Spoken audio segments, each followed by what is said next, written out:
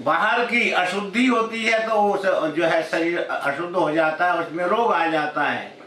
और मन जब कमजोर हो जाता है तो उसका मानसिक बल भी जो है दुर्बल हो जाता है। इसलिए शरीर को स्वस्थ रखने के लिए आवश्यकता है, हमारे ऋषियों मुनियों ने हमको तो हमारे माता पिता ने जन्म से सिखाया।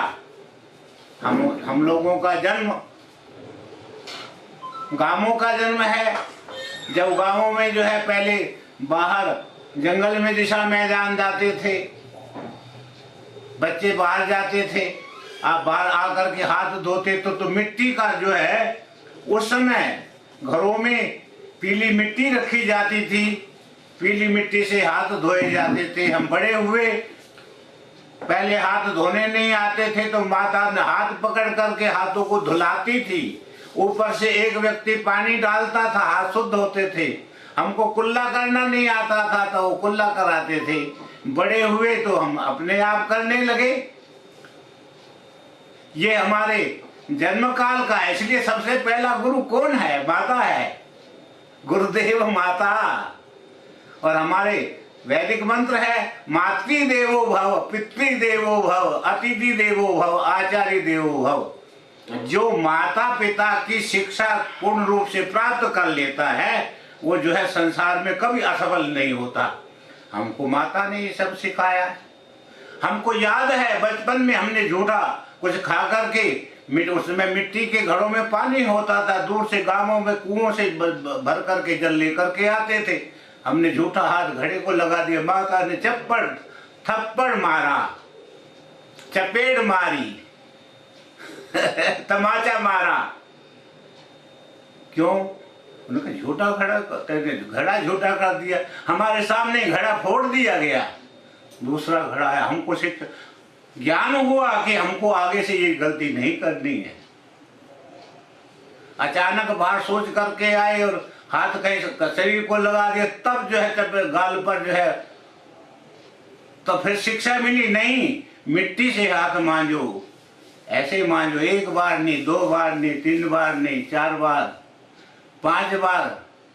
यही तो जो है आज हमारे मोदी जी से हमको सिखा रहे हैं, सब लोग सिखा रहे हैं, आप लोग सिखा रहे हैं, डॉक्टर लोग सिखा रहे हैं कि भाई हाथ धो। हमको तो बचपन से सिखाया गया। हमारी संस्कृति, भारतीय संस्कृति, सनातन संस्कृति बचपन से ही ये शिक्षित कर देती है कि हमको किस प्रकार से जो है रहना है। आहार शुद्ध हो सत्व शुद्धि। यदि हमारा आहार भी शुद्ध होगा तो हमारे में सत्व गुण आएंगे, और यदि सत्व हम होंगे तो जो है हमको जो है उस परमेश्वर का चिंतन करेंगे, और उस परमेश्वर का चिंतन करने के कारण हम अनर्थ का चिंतन नहीं करेंगे। ये हम चीजों को लोगों पहले से सिखाई गई। हमको तो ये भी बतलाया गया कि किस दिशा में हमको जो है लघु शंका करनी है, सोच किस दिशा में जाना है, हाथ कितने बार, 10-12 बार हाथ मारने, पैर मांगने। और यही हमको जो है हमारे धर्म स्थलों ने सिखाया। हम गुरुद्वारे में जाते हैं, वहां की व्यवस्था ये है कि गुरुद्वारे के द्वार पर शुद्ध पानी चलाया जाता है, जिसको जो है चरणपाद का बोलते हैं।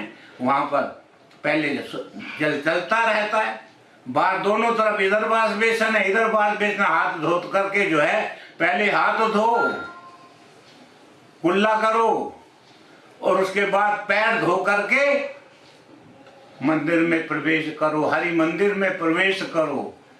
वहां बाहर का, क्योंकि यदि आप अशुद्ध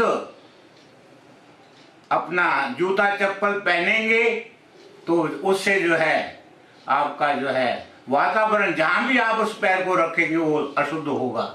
उसके लिए हमारे पूर्वजों ने पहले जल में पैर धो करके जाओ और दंडोत करो, उससे जो है हमारा प्राणायाम हो जाता है, सूर्य नमस्कार हो जाता है, हमारी एक्सरसाइज हो जाती है।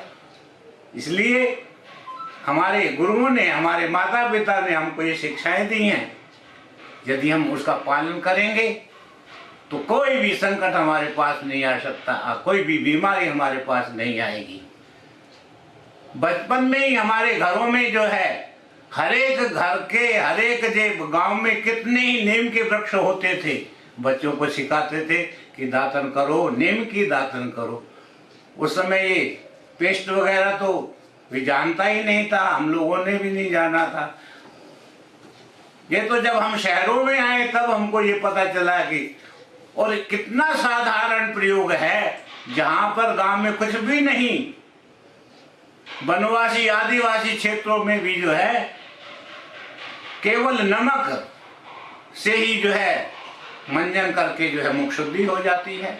कितने हमको जो हम प्रकृति से दूर हो गए हैं, तो इसलिए हम जो है ये आपदाएं हम पर आ रही हैं। हम उन्हीं प्राकृतिक नियमों को अपनावें तो जो है हमारे पास कोई भी जो है संक्रमण नहीं रह सकता। और यदि कोई संक्रमित हो भी गया है तो जो आज हमको हमारे डॉक्टर लोग, हमारे वैद्य लोग, हमारे बड़े लोग जो है हमको बतला रहे हैं, हमारी सरकारें हमको वो कह रही हैं, उनका हम विधि पूर्वक यदि पालन करेंगे तो जो है हम संक्रमण से दूर बच जाएंगे। मृत्यु हमारे पास नहीं आ सकती, मृत्यु हमारा क्या बिगाड़ेगी, कुछ नहीं। हम तो अमृतस्य पुत्राः, भाई आप तो अमृत के पुत्र हो, मृत्यु आपके नजदीक नहीं आ सकती। आत्मा तो शुद्ध बुद्ध मुक्त, न जायते न म्रियते वा कदाचिन, नायम आत्मा भविता वा न भूयः, अजः नित्यः शाश्वतोऽयं पुराणो न हन्यते। अन्य मान्य गीता में भगवान कह रहे हैं।